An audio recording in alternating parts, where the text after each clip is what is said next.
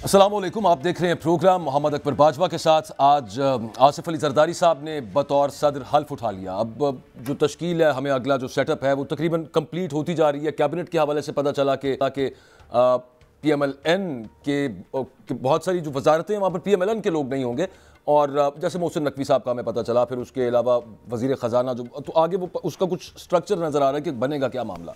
Eight the very same time government क्या मुस्तहकम चलेगी, मजबूत गवर्नमेंट है। जो मुंतखब सी जो मखसूस नशिस्तें हैं पाकिस्तान तहरीक इंसाफ जिनको क्लेम करती है, वो दूसरी पार्टीज़ को मिल गई हैं और उनको मिला के तकरीबन 2/3 मेजॉरिटी बन रही है, और बातें हो रही हैं अब दोबारा आइनी तरामीम की तरफ और दीगर मामलात के हवाले से। लेकिन at the very same time Tehreek Insaf जो है वो नहीं है, मान नहीं रही इस बात को कि वो मूव ऑन करे। और आज भी एहतजाज था अक्रॉस कंट्री, ऐलान किया हुआ था।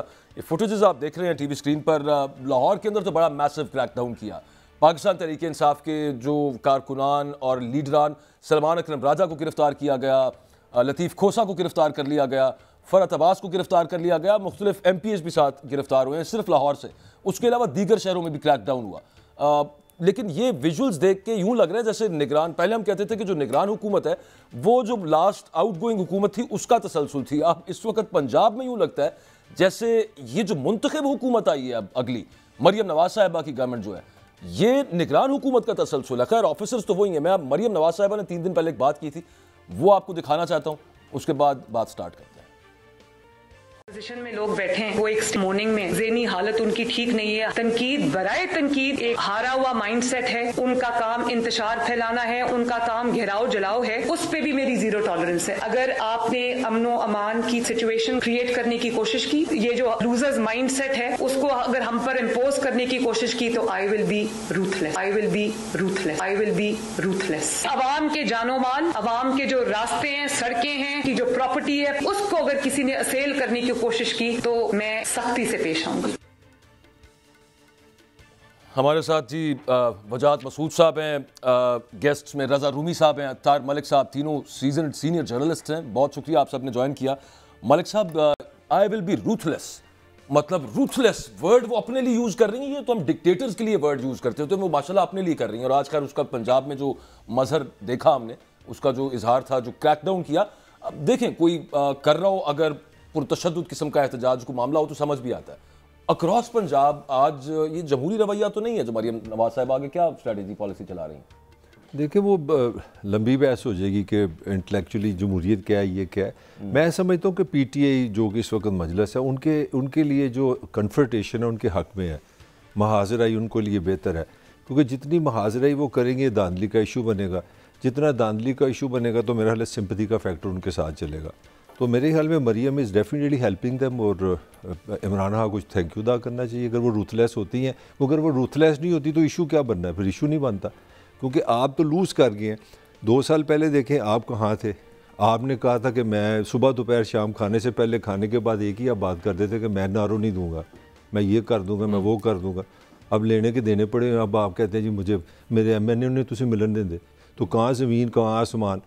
तो मेरे ख्याल में इस तरह अगर ये कन्फ्रंटेशन रहेगी, हाँ is not a ordinary man, उसको समझ है पाकिस्तानी कल्चर की, ये कल्चर लड़ाई झगड़े वाला है, एक्साइटमेंट वाला, मोला चढ़ कल्चर। लग रहा है अगले 5 साल यही चलता रहेगा? नहीं, मैं समझता हूँ ये बड़े इमरान खान को फेवर दी जा रही है। अगर आप इस तरह हैंडल करेंगे, इस तरह के जलसे जुलूस, मेरा आर्गूमेंट डिफरेंट है। अगर मरियम इस तरह सर्ट करेगी, बड़ी आयरन लेडी बन के आएगी, तो इसका फ़ायदा इमरान खान को होगा, PTI को होगा, मजलिस को होगा। वजाहत साहब, ये आप किस तरह से देख रहे हैं सब मामले को? वो तो उन्होंने 3 दिन पहले बता दिया था, I will be ruthless, and the police has shown कि वो रूथलेसली उन्होंने क्रैकडाउन किया। मतलब करने दें एहतजाज, क्या और क्या करें फिर आप? मतलब जो जिनको ये कि मुबैना तौर पर धांधली हुई है, उनका आईनी हक है, कर लेंगे एहतजाज, क्या हो जाएगा उससे बहुत ज़्यादा? ये इतना क्रैकडाउन करने की क्या ज़रूरत है? अगर तो पुरअमन एहतजाज की बात है तो उनका हक है, और अगर वो समझते हैं कि इंतखाबात में जो है वो धांधली हुई है तो उसका कानूनी रास्ता भी मौजूद है। जी जी।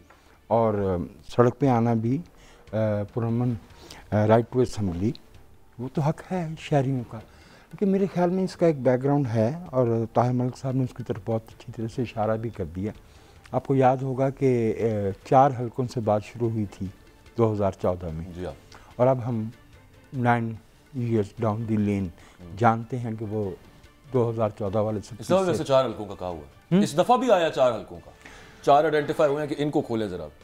इनको खोलें, तो आप समझ गए ना कि प्लान वही है। वजह फरमा रहे हैं ताहिर मलिक साहब। वो तो अंदर से होता है ना वजह साहब, प्लान इस दफ़ा वैसे सेम कैसे हो सकता है? वो तो देखें अंदर से, हम ये देखा हमने पाकिस्तान के अंदर, इवन जो आपका वकला मार्च था वकला मूवमेंट थी सो कॉल्ड, वो भी उसको अंदर से सपोर्ट थी, उसके बगैर तो यहाँ पे कामयाब नहीं होती। स्वाय MRD की तहरीक के पाकिस्तान में कोई तहरीक ऐसी नहीं है पाकिस्तान की 70 वर्ष की हिस्ट्री में जिसे कहीं ना कहीं से नादीदा सपोर्ट हासिल नहीं रही। तो वो तो बिल्कुल किस्सा ही और है।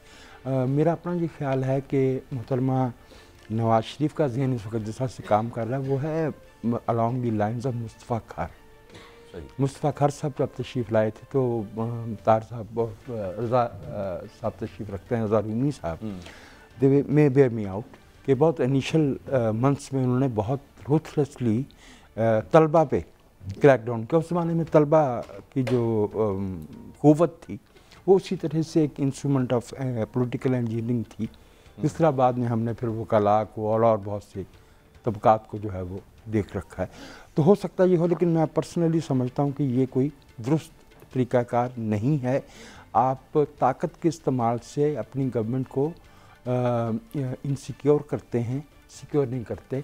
कन्फ्रंटेशन अपोजिशन को हेल्प कर सकती है, हुकूमतों को तो स्टेबिलिटी चाहिए होती है। रजा भाई 9 मई अपनी जगह पे उसकी हर एक ने मजम्मत भी की, सब मामला, लेकिन उसके बाद जो क्रैकडाउन पंजाब में खास तौर पे हमने देखे, जिस किस्म की स्टोरी सामने आई वो भी सबके सामने है। और मोहसिन नकवी साहब निगरान वज़ीर आला पंजाब थे, वो अपनी मुद्दत से इतना लंबा अरसा होके चले गए, उसके बाद चेयरमैन PCB बन गए, उसके बाद सुना है कि वज़ीर दाखिला बन रहे हैं, वो विफाकी वज़ीर दाखिला, और बन भी जाएंगे, मतलब ये तकरीबन कन्फर्म्ड ये न्यूज़। और कोई मतलब अजीब सा लगता है कि पूछने वाला नहीं है कि यार क्या चल क्या रहा है इधर यहाँ पे। और फिर अगेन इसको आप किस तरह से देखते हैं कि इफ़ ही विल बी, मतलब मेरा ख्याल है कि मतलब he will be made interior minister, तो वो ही इसका तो मतलब बड़ा मैसेज है फिर इसके हिसाब से कि मतलब जो पंजाब में था आप विफाक के लेवल पर तैयार रहे। जी शुक्रिया अकबर। पहले तो मैं ये ज़रूर कहना चाहूँगा, जो आप पहले बात कर रहे थे क्रैकडाउन की, देखिए राइट टू पीसफुल असेंबली जो है वो आइन ने उसकी गारंटी दी हुई है। अगर कोई भी शख्स या ग्रुप, गिरोह, पार्टी, जमात एक पुरअमन मुजाहरा या एहतजाज करते हैं तो उसके ऊपर कोई कदगन जो नहीं हो सकती और उसको लगाना जो है वो खिलाफे कानून होगा। मरियम साहिबा ने जो रूथलेस का लफ्ज इस्तेमाल किया, गालिबन उनका इशारा 9 मई जैसे वाकयात की तरफ था। उन्होंने कहा कि पब्लिक प्रॉपर्टी और इमलाक को जो नुकसान जहाँ पे पहुंचे या पहुंचने का इम्कान या खदशा हो तो वहां पर वो कार्रवाई लाएंगी। लेकिन हमें उनको याद करवाना चाहिए कि इससे हुकूमतें मजबूत नहीं होती। सख्ती करने से, क्रैकडाउन करने से ये एक कमजोरी का इजहार होता है और लॉन्ग टर्म में उसका नुकसान होता है। इसलिए मोहतरमा को ये चाहिए कि अब वो मनसब पे पहुंच गई हैं और वो बिग पिक्चर देखें। और ये जमहूरियत का जो है एक हुस्न है कि आपका मुखालिफ जो है वो एहतजाज भी करता है। रही बात वो 4 हलकों वाली जो जिक्र करे थे वजाद साहब, वो भी तारीख हमारे सामने है और बड़ी अनफॉर्चुनेट हिस्ट्री है। मगर मैं उसमें ये कहना चाहूँगा कि उस वक्त जो थी वो उस एहतजाज के पीछे थी। 2014 में जो कुछ हुआ वो हम जानते हैं कि कौन उसके असल जो हैं प्लानर्स कौन थे, हैंडलर्स कौन थे। अब सब कुछ मंजर पे आ चुका है, तहरीरी तौर पे, ज़बानी तौर पे कोई दोहराने की ज़रूरत नहीं, बच्चा बच्चा जानता है। इस बार शायद ऐसा नहीं है और अगर ऐसा नहीं है तो फिर ये इस कार्रवाई की ज़रूरत नहीं, इस तशद्दुद की ज़रूरत नहीं। खुसूसन सलमान अकरम राजा जैसे पढ़े लिखे और पुरअमन शख्स को इस तरह दोबारा से, क्योंकि ये उनकी सेकंड अरेस्ट है और बेकार की ये बात है और इससे कोई फ़ायदा नहीं होगा। रही बात मोहसिन नकवी साहब की, तो देखिए मोहसिन नकवी साहब का पहले तो ये बात है कि जहाँ तक मेरे नाक़िस इल्म है कानून का, कि जो लोग केयर टेकर गवर्नमेंट्स में, एडमिनिस्ट्रेशंस में होते हैं वो हुकूमत में इलेक्शन तो लड़ नहीं सकते। एक तो ये बात होती है क्योंकि उस पर वो असरअंदाज हो जाएंगे। दूसरा है कि उनको हुकूमत में लाना भी एक कोई अच्छी या चीज़ नहीं होती, उससे एक बड़ा गलत इंप्रेशन जाता है। वो ये जाता है कि अच्छा चूंकि आपने एक एडमिनिस्ट्रेशन को केयर टेकर सेक्टर में थे, ही वाज केयर टेकर, ये इंटीरियर मिनिस्टर थे और उसके बाद वो जाके रिजाइन करके वो इलेक्शन लड़के वो चीफ मिनिस्टर बन गए माशाल्लाह। जी, तो ये जो केयर टेकर्स गवर्नमेंट का जो पूरा प्रोसेस आइन में तरमीम करके 18वीं तरमीम के तहत उसको इंट्रोड्यूस किया गया, ये उससे इन अपॉइंटमेंट से उसकी रूह जो है वो मुतासिर हो रही है। और बल्कि मैं समझता हूँ कि ये इसके ऊपर माहिर कानून और खुद सियासी पार्टियों को सोचना चाहिए, क्योंकि यही दो बड़ी पार्टीज थी जो कि 18वीं तरमीम को आगे लेकर आकर उन्होंने पास करवाई थी पार्लियामेंट से। आज खुद ही उसकी वो नफी कर रहे हैं, फिर कल कोई एनएफसी अवार्ड की चेंजेस होंगी तो फिर वो शोर मचाएंगे। तो भाई अगर आप एक वायलेशन का दरवाजा खोलते हैं तो फिर और वायलेशंस भी होती हैं। पहली तो ये बात है। दूसरी बात ये कोई इसमें कोई दो राय नहीं होनी चाहिए कि मोहसिन नकवी साहब को रिवॉर्ड किया जा रहा है जिस तरीके से उन्होंने पाकिस्तान तहरीक इंसाफ को हैंडल कोर्ट एंड कोर्ट किया। ये जो सारे क्रैकडाउन्स थे खुसूसन 9 मई के बाद जो है उनकी जो है बहुत ज्यादा तारीफ भी की गई उनकी गवर्नमेंट की, पंजाब पुलिस की, आपको याद होगा मुक्तदरा की तरफ से। That was actually what was ruthless, मतलब जिस तरह से उन्होंने क्लैंप डाउन किया। जी, तो ये उसी सिलसिले की कड़ी है। रियासतें करती हैं अकबर, मगर प्रॉब्लम हमारे यहाँ ये है कि उसका तरीका कार जो है वो हम देखें ना, हम नॉर्थ कोरिया, ईरान, चीन तो है नहीं, या गल्फ रियासतें तो है नहीं कि जहाँ पे पुलिस जाएगी घरों में घुस जाएगी। भाई अगर वो 9 मई हुआ था, आज तक उसकी कोई बाकायदा तहकीकात, कोई इसकी कमीशन नहीं बनाया गया आज़ादाना, गैर जानिबदाराना, ताकि दूध का दूध और पानी का पानी हो। और यही वजह है कि बहुत सारे वो लोग जो हैं उनको अदालतों ने बेल जमानतें दी हैं। बहुत से लोग जो नामजद थे, अब 103 या 105 जो भी लोग मिलिट्री कोर्ट्स में उनके ट्रायल्स हो रहे हैं, उसके बारे में तो हमें नहीं पता कि क्या चार्जेस लाए गए हैं, उसका क्या प्रोसीजर है, क्योंकि वो कार्रवाई ही इन कैमरा होती है। मगर ये है कि उसको अगर आप तरीके से हैंडल करें तो आप कानून की बालादस्ती भी लेकर आएंगे और आप जो नुकसान या पहुंची हजीमत इदारों को, तो उसका भी कुछ आप तदारुक करेंगे। लेकिन इस तरह से आप अवाम का गुस्सा और इश्तियाल बढ़ाते हैं। और यही वजह है कि 8 फरवरी को आपने देखा कि लोगों ने जिस अंदाज से वोट दिया पाकिस्तान तहरीक इंसाफ को, उन्होंने इन तमाम चीजों की नफी भी की है और एक रिएक्शन भी दिया है कि ये जो पकड़ धक्कड़, ये जो हाई तो सर फैसल वाडा साहब है ना, वो कहीं मिल के आते हैं, फिर वो बताते हैं कि मैं बता रहा हूँ आपको, पेशगोई कर रहा हूँ कि ये खबर है, और फिर वो फखरिया तौर पर ये भी बताते हैं कि देखें मैंने आपको तब वो बता दी था, तब वो बता दी, तब वो बता दी था, मेरी कोई खबर गलत साबित नहीं होती। अभी 3 दिन पहले उन्होंने कहा कि 9 मई के हवाले से अभी तो ताहिर मलिक साहब वो कहते सख्ती हुई नहीं है, अभी तो होनी है, अभी तो तरमीम भी आइन के अंदर 9 मई के मुल्जमान को सजाएं सख्त देने के लिए हम मतलब ये आने वाली हुकूमत करेगी, और शायद आइन के अंदर भी कर दे, क्योंकि अब तो 2/3 भी इनके पास हो जाएगी। हाँ नहीं, हो गई है वो 2/3 तो हो गई है, बल्कि that was part of the deal कि आप अभी इसको करेंगे। और जो मोहसिन नकवी को भी वजीर दाखिला, मोहसिन नकवी साहब आप तो बड़ा पुराना जानते हैं, आपने तो उनके साथ काम भी बड़ा किया। मुझे ये बताएं, वो जो रजा भाई बात कर रहे थे कि चलें इनाम उनको दिया गया, रिवॉर्ड उनको किया गया, मोस्ट प्राइज्ड पोस्ट पाकिस्तान के अंदर चेयरमैन पीसीबी, इतनी जबरदस्त तो दे दी, और कौन सी ऐसी खास खदमात है जिनके एतराफ में उनको वज़ारत दाखिला? देखिए कई माशरे होते हैं वो रिवार्ड में बड़े अच्छे होते हैं, या उनके पास बंदा ही कोई नहीं होता। एक बंदे ने वर्ल्ड कप जीता सी, किसी तरह वज़ीर आज़म बनाना है। मैं तो शुक्र करता हूँ ये बाबर आज़म को 2-2 सेंचुरियाँ करके जिता दे तो मैं वज़ीर ख़ारजा भी मिल जाएगा। वो एक लड़का रिजवान है, बड़ा अच्छा विकेट कीपर है, अगर उसने 2-3 कैच किए तो मेरा FBR का चेयरमैन भी मिल जाएगा। मतलब मेरी समझ से बाहर है, एक बड़ा सहाफ़ी होने का ये मतलब किस तरह हो गया पॉलिटिशियन है। ये अगर इमरान खान ने वर्ल्ड कप जीता है तो इसका ये किस तरह मतलब हो गया आपको उसको रिवॉर्ड दें? रिवॉर्ड तो मतलब है कि आप शहनशाह हैं, आप डार्क एज में रह रहे हैं, इस एज में रिवॉर्ड का कहाँ से सिलसिला हो गया? रिवॉर्ड का राइट सिर्फ वोटर के पास है, ये हक सिर्फ वोटर का है कि वो किसको चूज करता है। बहुत अच्छी लगती है या तो आप अपने अल्फाज वापस लेंगे, पासन में जमहूरियत है ही नहीं, फिर आप कह दें वैसे तो रजा भी कह रहे थे ना, हम कोई चीन थोड़ा है, मतलब वो तो रजा को भी पता है, वो रजा को भी पता है, वजाहत को भी पता है, तुम्हें भी पता है जितनी जमहूरियत है। मतलब ये जमहूरियत की इससे ज़्यादा क्या इंसल्ट होगी कि एक होस्ट पढ़ा लिखा मुझे जो जिसने लॉ किया वो कह रहा है ये रिवॉर्ड है। आप किस तरह रिवॉर्ड कर सकते हैं निगरान को? पहले तो सबसे बड़ी बात यह है कि 73 के कॉन्स्टिट्यूशन में there was no such thing like निगरान। ये ज़ियाउल्लाह की पेशकश थी, ये ब्राइब करने के लिए। इंडिया दुनिया की सबसे बड़ी कागज़ों में डेमोक्रेसी है, इंडिया में देयर इज़ नो निगरान हुकूमत। आपका वज़ीर आज़म बैठा होता है, आपका जो इलेक्शन कमीशन है वो इलेक्शन कराता है। मतलब मेरे जैसे टैक्स पेयर पे आपने जो एडिशनल बोझ डाला है, पहले तो उसका हिसाब दें मुझे, ये निगरान होते क्या है? नहीं, बात तो आपकी ठीक है। वजह सर ये आगे इनकी भी बात कर लेते हैं, मोहसिन नकवी साहब की। उधर से दूसरी सबसे मोस्ट इंपॉर्टेंट एक पोर्टफोलियो खजाना का, वहाँ पे भी इस हकदार नहीं बल्कि PMLN का ही बंदा कोई नहीं है, वो कोई और से ही आ रहे हैं वो साहब जो भी हैं। मुझे कुछ समझाएं ये हुकूमत, मतलब ये दो मेन सबसे मिनिस्ट्री जो हैं वो PMLN के पास ही नहीं है, और उन्हीं की हुकूमत। ये दोनों चीज़ें मोहसिन नकवी साहब के बारे में जो इतला है वो, और जो वज़ीर ख़जाना के बारे में इतला है, ये जुड़ी हुई हैं। अच्छा, इसका मतलब ये है कि ये तसलसल है। बल्कि सुना जलील अब्बास जलानी साहब जो हैं वो खारजा में आ रहे आप समझिए ना, वो भी टेक्नोक्रेट है। टेक्नोक्रेट। अच्छा, जो मेरा जो कहना है, रज़ा साहब वजह फरमा रहे थे कि हमारे आइन में 1973 के आइन में ओरिजिनली निगरान गवर्नमेंट का कॉन्सेप्ट नहीं था। ज़ियाउल हक साहब ने जब 29 मई को जिनेजो साहब की गवर्नमेंट तोड़ी थी, उस वक्त ये तसव्वुर लेके आए थे, लेकिन हमने उसको इंस्टीट्यूशनलाइज किया है और हमने निगरान हुकूमत के तसव्वुर को आइन में दाखिल नहीं किया। हमने गैर सियासी, गैर जमहूरी मुदाखलत को इदारा जाती शक्ल दी है। सही। मुझे ये बताया जाए कि निगरान हुकूमतों में लोगों का इंतखाब करता कौन है?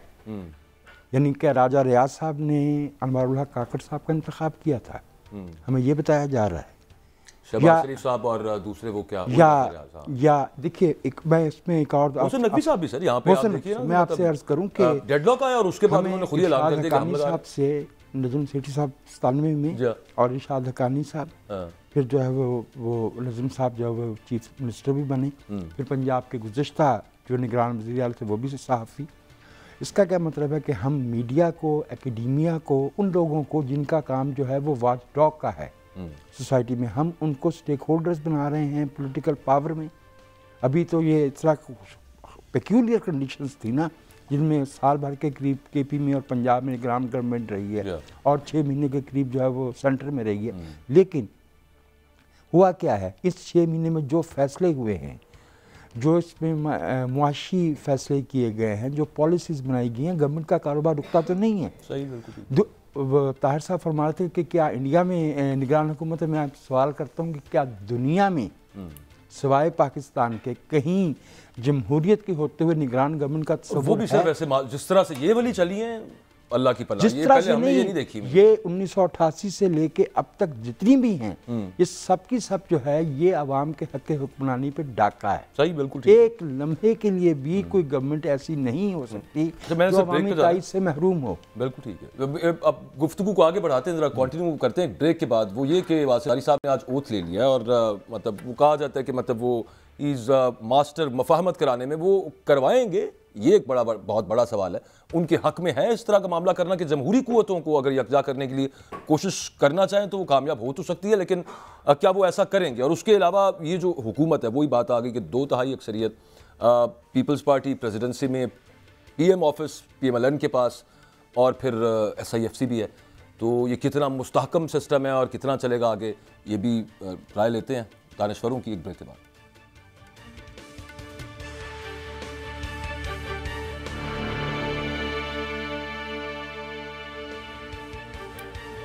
जी वेलकम बैक। वजाद साहब, सदारत आसिफ अली जरदारी साहब पीपल्स पार्टी के पास, PM ऑफिस PMLN के पास शहबाज शरीफ साहब, अच्छा दोनों ही जो है ना उनकी सियासत का तरीकाकार बड़ा मेल खाता है आपस में, अदम टकराव वाला मामला है दोनों का ही, और फिर साथ है SIFC भी है, और फिर 2/3 मेजॉरिटी भी है।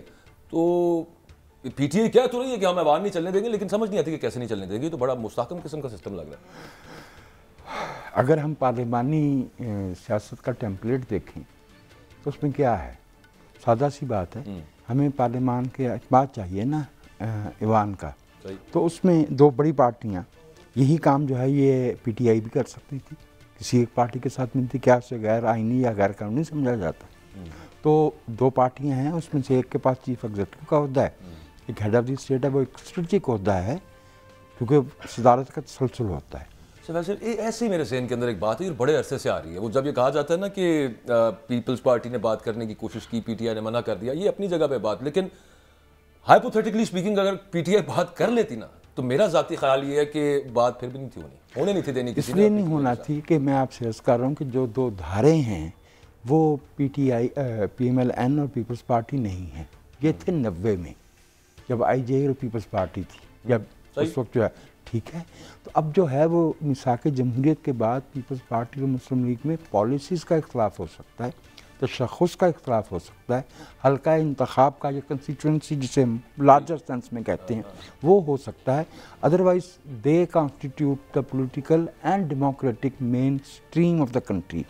वेयर एज आपको ये बात पसंद आएगी या नहीं आएगी, मेरी जो राय है पीटीआई बुनियादी तौर पे थर्ड फोर्स के तौर पे लाएगी, और थर्ड फोर्स ट्रेडिशनली इस मुल्क में जो है वो अनडेमोक्रेटिक धारे की नुमाइंदगी करती है। ये हमने जो है वो क्या तो यहाँ से एजुटेशनल पॉलिटिक्स करने का, और कर भी रहे हैं, ऐलान भी उन्होंने किया हुआ है। सिंपली इसको बता दें, मैं फिर बाकियों पर जाता हूँ कि स्मूथ सेलिंग नजर आ रही है आपको या कोई मसला नजर आ रहा है? मेरे ख्याल में स्मूथ सेलिंग अभी फिलहाल तो है, फॉर एटलीस्ट 2 to 3 years। अच्छा, 2 to 3 years ओनली, 5 साल नहीं जा रहा है? इसलिए कि ये पाकिस्तान है और चूंकि चीज़ें जो है वो बाय बुक नहीं चलती, तो कल को क्या डायनामिक्स होती हैं, क्या 2019 में 2 से 3 साल का सर बड़ा मैजिक नंबर है, खूबसूरत नंबर है। ताहिर मलिक साहब, आपको भी नजर आ रहा है और आगे क्या मामला नजर आ रहा है? मेरी थिंकिंग बड़ी डिफरेंट है वजह से। मेरा हाल अल्लाह ताला इमरान खान को ज़िंदा रखे और कामयाबी दे उन्हें। सिंपल एक बंदा बदल सकता है पूरे सिस्टम को। हाँ, ठंडा हो जाए, आउट हो जाए, अगले हफ्ते लड़ाई ले लो, सिंपल सा फार्मूला। ऐसी गलियाँ चले। अच्छा, आपका मतलब है कि दरार पड़ने का वेट नहीं, सिंपल पॉइंट देखो, गुजरावाले का जलसा याद करो, नवाज शरीफ का, मरियम पूरी हीरो बन गई थी कि मैं इनकलाब। मेरा आर्गूमेंट सिंपल है कि इस इत्तेहाद का जो बानी है वो इमरान खान है। इमरान खान को क्रेडिट जाता है कि 40 साल जो 2 पार्टियां लड़ी, उसको मुबारक को, उसको एक वज़ीर आज़म बना दिया, को सदर बना दिया। जब तक ये बॉलिंग करता रहेगा, अटैक करता रहेगा, ये सेटअप 5 साल पूरा फर्स्ट क्लास चलेगा। अच्छा रजा साहब, आपका क्या ख्याल है इस हवाले से? मतलब एक पीएम ऑफिस है, प्रेसिडेंसी है, और फिर अगेन क्योंकि 2 मुख्तलिफ पार्टीज़ हैं और हैं तो चलें एक ही, वो ओहदे उन्होंने ले लिए हैं, वजारतें उन्होंने नहीं ली, और जो चलना है मामला वो SIFC के थ्रू चलना है। तो ताहिर मलिक साहब जो कह रहे हैं कि इमरान खान अगर थोड़ा सा बैकफुट पे आ जाए तो यहाँ पे भी ऑटोमेटिकली कोई ना कोई क्रैक आ जाएगा इनके रिलेशनशिप के दरमियान में, जो कि नहीं आना चाहिए, वैसे किसी के साथ भी होना नहीं चाहिए, लेकिन नंदलेस आपकी फोर्सी क्या करते हैं आप?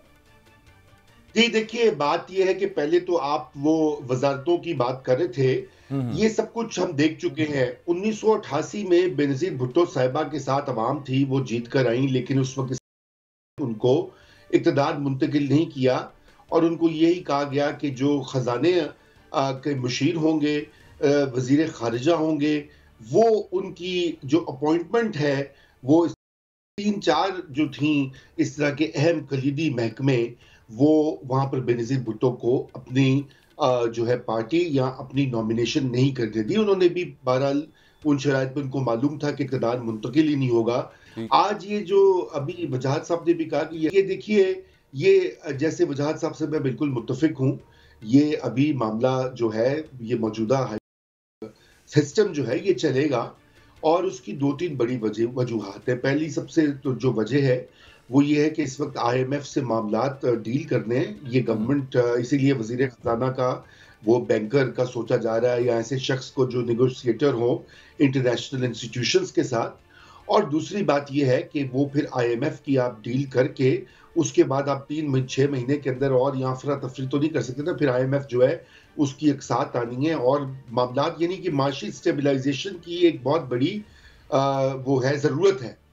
और SIFC देखिए, SIFC से मुझे नहीं मालूम कि क्या, अगर तो प्राइवेटाइजेशन का एजेंडा जो है वो शहबाज हुकूमत उसको फॉलो करेगी, अगरचे इसमें भी मुश्किलात आएंगी सियासी और दीगर, तो फिर SIFC भी मुतहर्रिक हो जाएगी, क्योंकि उनका काम तो ये है कि गल्फ रियासतों से इन्वेस्टमेंट लाना, पाकिस्तान की ये जो पब्लिक सेक्टर कॉरपोरेशंस हैं, वो उनको बेचकर कुछ पैसे जमा करें और अपने, क्योंकि वो खसारे में चल रही हैं और उसका असर हम सब पे पड़ता है। पाकिस्तानी टैक्स पेयर्स देते हैं जो PIA का खसारा, स्टील मिल्स और ये और वो वगैरह वगैरह, 1 खरब रुपया से ज्यादा, गालिबन 1.3 खरब। पीपल्स पार्टी उसके सर हमेशा से खिलाफ रही है, ये हम सबको भी पता है कि दे आर मतलब बॉटमलेस पिट्स है, मतलब वो तो पैंदे के बगैर जो है ना वो भरते हैं, जो जितना डालते जाओ वो उतना खा लेंगे। लेकिन यहाँ पे क्या मामला बनेगा, पता तो सबको है कि करना है। पीपल्स पार्टी उस पर क्या आपके ख्याल के अंदर जरदारी साहब रोक लिया करेंगे?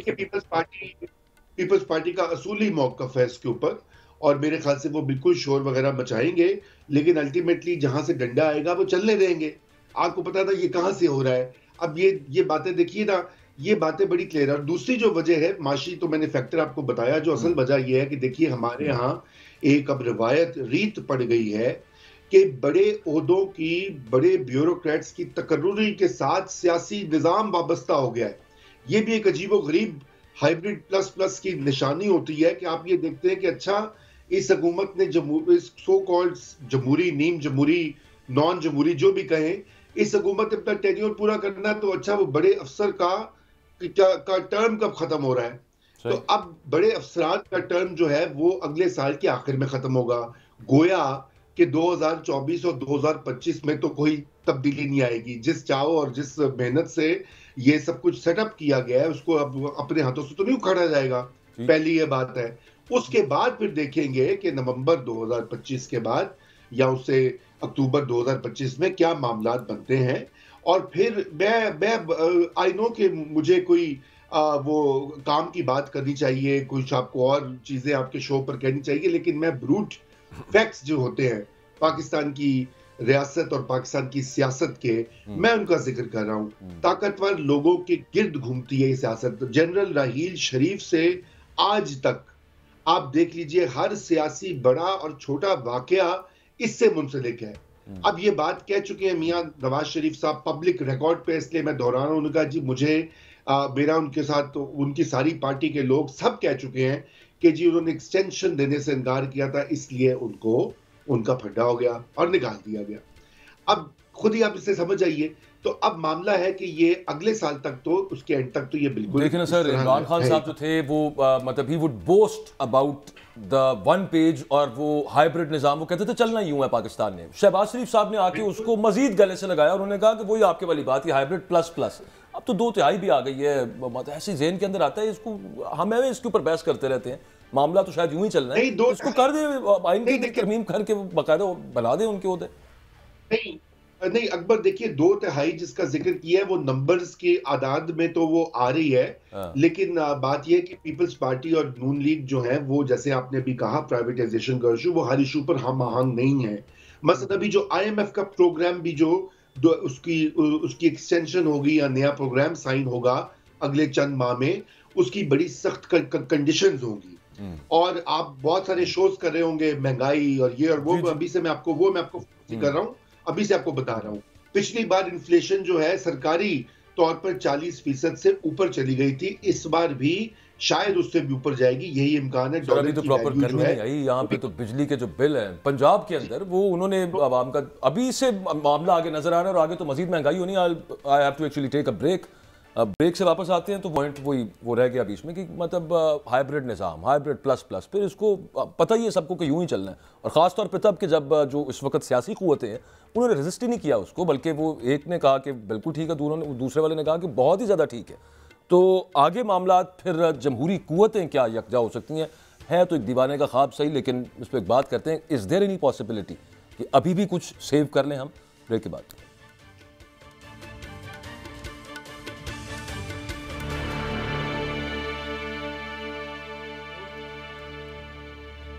जी, वेलकम बैक। मलिक साहब, अभी भी है कुछ चांस किसी किस्म का कि ये जो जमहूरी क़ुव्वतें कह लें, बड़ी पार्टीज कह लें, ये कहीं मिल के बैठ जाए? ठीक है, इमरान खान साहब उधर से कहते हैं शायद चेंज हो गया उस जेल में उनका नज़रिया थोड़ा सा, लेकिन वो कहते हैं कि पहले ये धांधली की बात करें, उसके बाद हम किसी और चीज़ पे आते हैं। लेकिन नवाज शरीफ साहब भी बात नहीं करना चाहते। पंजाब के अंदर वो बड़ा बिटरनेस बहुत ज़्यादा आ गई हुई है। Is it too late? मेरा तो ख्याल है, जो मैं पहले भी आपसे कहा कि इमरान को तो सूट करती है कन्फ्रंटेशन। पाकिस्तान के जो दोनों बड़े लीडर हैं, जुल्फ़िकार अली भुट्टो, इवन नवाज और इवन इमरान, ये सारे जो इस पॉलिटिकल कल्चर में सैनिटी तो चल नहीं सकती। आपने मकबूलियत लेनी है, अब मकबूलियत हमेशा मोला जड़ की होती है, छड्डांगा नहीं, फाड़ लांगा, गंडासा फाड़ लिया, वो यू टर्न नहीं ले सकता। वो इस कन्फ्रंटेशन से नीचे आएगा तो वैसे ही मर जाएगा। क्या उसके पास चांस है? अब मैं समझता हूँ पाकिस्तान का कोई पॉलिटिकल कोई ना कैपेसिटी है। पार्टी जो बाहर लोग लीडर जो बैठे हुए हैं, अब इवन मतलब शेर अफजल मरवत साहब जैसा बंदा जो कि देखने में बड़ा एग्रेसिव लगता है, वो 2-3 दिन पहले वो बड़े सेम किस्म के बयान आते हैं, वो कहते हैं कि इसके बगैर हम आगे चल नहीं सकते। वो सैनिटी आ भी जाती है। जब वो लाहौर आए थे तो उन्होंने कहीं लिख के भी दे दिया था मैं दोबारा पंजाब नहीं आऊँगा। तो वो हर बंदे के 2 फेसेस होते हैं ना, एक मीडिया फेस होता है, एक रियल फेस होता है। तो जो मैं बात कर रहा हूँ, जो असल जहाँ पे पाकिस्तान की पॉलिटिकल सीन में डेमोक्रेसी, ये वो टॉक शो के लिए तो बड़ी अच्छी बातें हैं। जो मेरा ख्याल है असल चैलेंज पाकिस्तान की इस वक्त रूलिंग लीड का है, जिसमें पॉलिटिकल जो पार्टीज इकट्ठी हैं वो एक ही चैलेंज है। जमहूरियत इनके लिए मसला ही नहीं है, मीडिया इनके लिए मसला नहीं है, वोट इनके लिए मसला नहीं, इनका मसला इकॉनमी है। अगर तो 4 पैसे बाहर से इकट्ठे हो गए, दाल रोटी चल गई, थोड़ा सा बिजली सस्ती हो गई, रोटी पानी सस्ता हो गया, तो चीज़ें स्मूथ हो जाएंगी। ये मेरी असेसमेंट है। अगर मतलब मैं कहना चाह रहा हूँ कि वो जो जमहूरियत आइन जो हम लोगों ने, वो उर्दू मीडियम लोग हैं ना, ये तो इंग्लिश मीडियम पढ़े लिखे लोग हैं, रूमीज टाइप, तो हम तो उर्दू मीडियम थे जी, जमहूरियत होती है, सिविक, शहरी के हकूक़ बताएं, शहरी के दांत कितने होते हैं वगैरह वगैरह, तो बात है बिल्कुल सीधी सीधी। अगर तो ये परफॉर्म कर गए, 4 पैसे IMF ने दे दिए, सऊदी अरब को रैम आ गया, चीन ने 4 पैसे दे दिए, तो फिर तो वारे नहीं आ रहे, ये दिहाड़ी की बेसिस पे बिल्कुल दिहाड़ी बेस, तो फिर तो कोई ना इमरान खान है, ना कोई मजलिस है, ना कोई जमहूरियत है। फिर अगर पैसे ना है तो फिर यही है, ये दंगल ख़त्म नहीं हुआ। सही है बजाज साहब, रेजिस्ट तो किसी ने भी नहीं किया। वही जो हाइब्रिड थे वो पहले वाली गवर्नमेंट थी, या ये MLN हो गई, पीपल्स पार्टी होगी, उन्होंने उससे बढ़ के आगे फैसिलिटेट किया। तो अभी भी कुछ चांस है, इज देयर लास्ट होप? 3 निकाल, एक नुक्ते पे आपसे खिलाफ हो गया और 2 पे ताहर साहब से, मैं क्या करूँ? बहरहाल मुझे बात तो करना है, मैं खिलाफ करूँगा। एक तो ये कि आपका ये कहना कि रजिस्ट तो किसी ने नहीं किया, 77 ईयर से रजिस्ट तो कर रहे हैं, मज़ाहमत ही तो कर रहे हैं। किसने किया सर? ये मज़ाहमत ही थी जिसने जो है वो जो मंसूबा 2018 में बनाया गया था, जिसे लिखवाया गया था अखबारों में डॉक्ट्रिन के नाम से। डॉक्ट्रिन देना जो सरकारी अहलकारों का काम नहीं होता, तो उसको रजिस्ट किया है, सियासी तरीके से रजिस्ट किया जाता है। सियासत रास्ता निकालने का नाम है, दीवार में टक्कर मारने का नाम नहीं है। एक दूसरी बात मैं आपसे अर्ज़ करूँ कि जब आप फरमाते हैं ना कि क्या जमहूरी गुफ्तों में कोई इत्तफाक राय हो सकेगा, मेरा ये ख्याल है कि इमरान खान साहब की अपनी जो सियासत है उसमें और उनकी जमात को जो पॉलिटिकल बेस मिला है आवाम की सपोर्ट का, उसमें डाइकॉटमी आना मस्ट है। इमरान खान साहब की सियासत बंद गली में है, उनकी आप उम्र देख लीजिए और ये जो आने वाले वर्ष हैं वो देख लीजिए, और जो उनके कानूनी मसाइल। बंद गली कैसे है वजाद साहब? ये बंद गली कैसे है? ये बंद गली मतलब इतने ज़्यादा लोगों ने वोट दिया है कि इमरान खान साहब के जो अतालीक रहे हैं ना, जो जिस मकतब फ़िक्र में उन्होंने सियासत सीखी है, उसमें उन्हें निगोशिएट करना नहीं आता।